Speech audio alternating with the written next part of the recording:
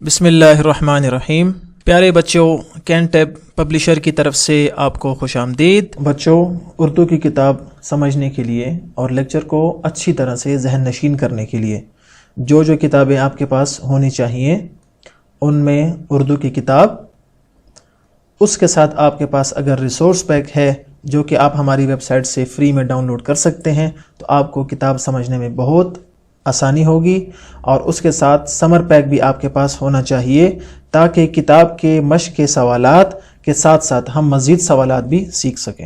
آج ہم سبق نمبر 6 کا دوسرا حصہ پڑھیں گے جس میں ہم نظم اے وطن پیارے وطن کو پڑھیں گے اور اس کی تشریح بھی کریں گے۔ سبق کے آغاز سے پہلے آج کے حاصلات تعلم یعنی SLOs کو دیکھتے ہیں۔ آج کا ہمارا پہلا SLO ہے: سن کر اپنے علم اور تجربے کی روشنی میں مخاطب یا کہانی کار کے مدعا و مقصود کے اہم نکات کا تجزیہ کر سکے۔ اور ہمارا دوسرا SLO ہے: نثر پارے یا نظم کو اپنے الفاظ میں لکھ سکے۔ چلتے ہیں اپنے سبق اے وطن پیارے وطن کی جانب۔ اس نظم کا بنیادی مقصد اور مرکزی خیال جس کے گرد پوری نظم اور اس کے اشعار گھومتے ہیں وہ ہے اپنے وطن پاکستان سے محبت کا اظہار، اور پاکستان کی آزادی کے بعد اس ملک کا شکر ادا کرنا اور ان نعمتوں کا ذکر کرنا جو اس ملک کی وجہ سے ہمیں ملی ہیں۔ شاعر نے ان تمام اشعار میں ان نعمتوں کا اور ان آزادیوں کا اور اپنی خوشی کا اظہار کیا ہے جو اس پیارے وطن پاکستان میں اس کو میسر ہیں۔ چلتے ہیں اور اشعار کو پڑھتے ہیں اور اس کے بعد ہم ان اشعار کی تشریح بھی کریں گے اور مشکل الفاظ کے معنی بھی پڑھیں گے۔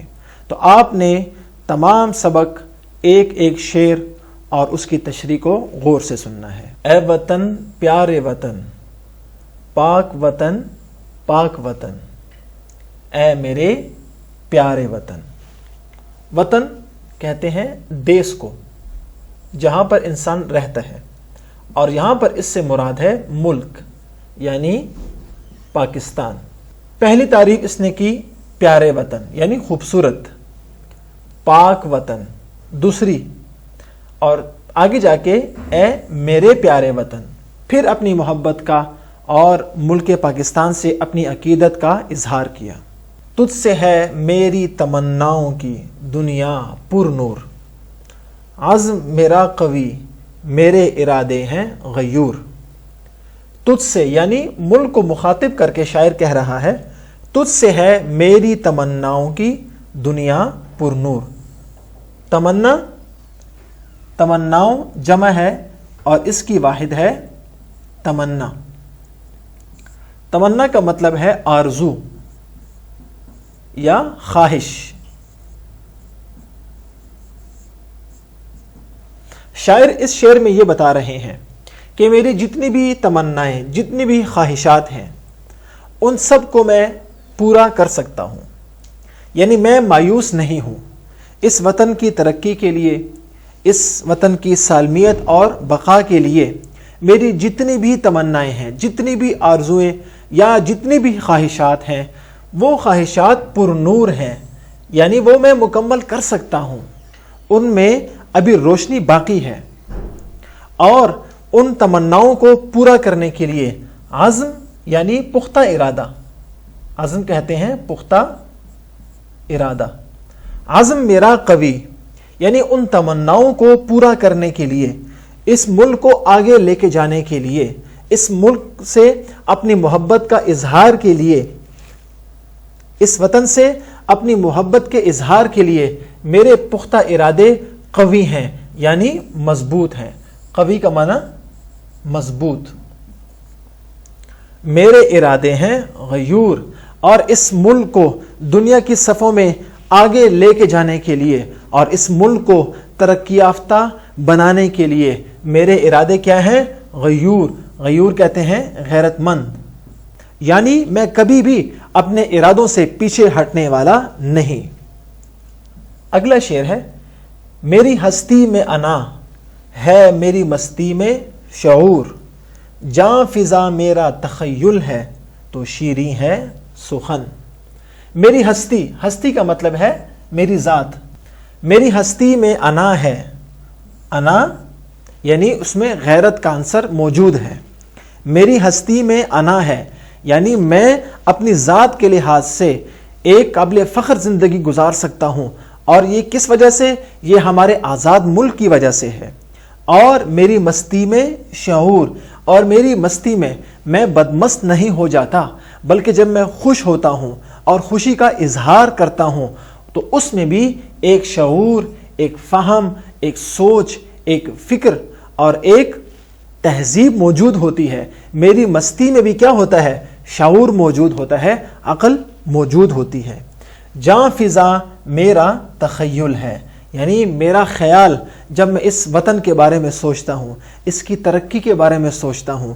جاں فضا میرا تخیل، جاں فضا یعنی خوبصورت،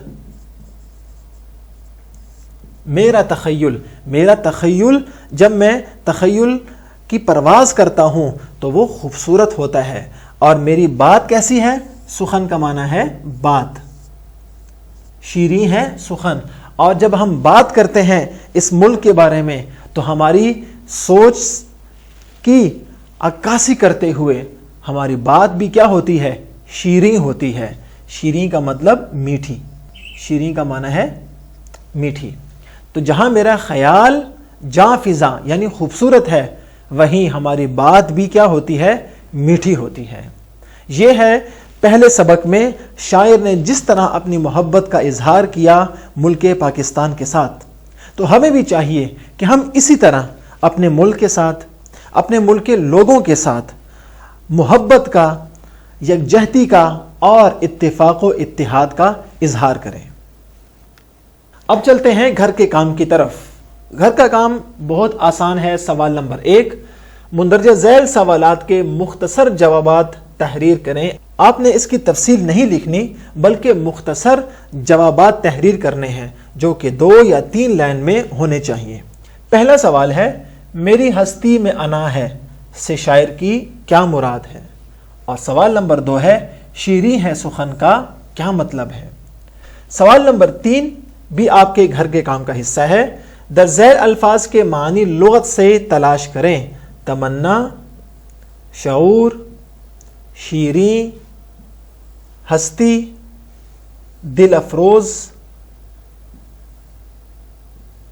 اور باقی تمام حروف آپ نے ان کے معنی تلاش کرنے ہیں۔ کہاں؟ لغت سے یعنی ڈکشنری سے۔ آپ نیٹ پہ جا کر بھی ان کے معنی تلاش کر سکتے ہیں، لیکن بہتر یہ ہے کہ آپ لغت کی کوئی کتاب لیں اور اس کتاب سے آپ ان کے معنی تلاش کریں تاکہ آپ کو لغت کا استعمال بھی آ سکے۔ سمر پیک سے آپ کے گھر کا کام وہ بہت آسان ہے۔ آپ نے کیا کرنا ہے؟